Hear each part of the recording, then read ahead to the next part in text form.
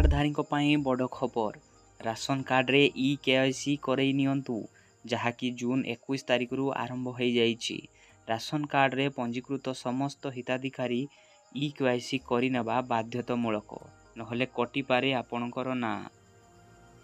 परवर्ती खबर ओडिशा रे बन्या परिस्थिति सृष्टि हेई पारे। गांगेय पश्चिमबंग रे लघुचाप क्षेत्र सृष्टि हेइछि एवं दक्षिण पश्चिम दिगरे 24 घंटा मध्य लघुचापर रूप नहीं पारे। तेणु 12टी जिला को येलो वार्निंग जारी करा जाइछि। परवर्ती खबर स्वाधीनता दिवस अवसर में मुख्यमंत्री को बड़ घोषणा। आसंता 100 दिन मध्य लागू हेब सुभद्रा योजना एवं वृद्धि हेब धानर मूल्य। सर्वाधिक धानर क्रय मूल्य एमएसपी 3100 टंका को वृद्धि। परवर्ती खबर भारत बांग्लादेश को विद्युत रप्तानी करिबो नाही। झारखंड रे थिबा आदानी पावर कोयला भित्तिक विद्युत उत्पादन केंद्र केवल बांग्लादेश को विद्युत विक्रय करुथला। वर्तमान यह मध्य भारत को विद्युत शक्ति विक्रय करिबा बोली सरकार कहिसंती।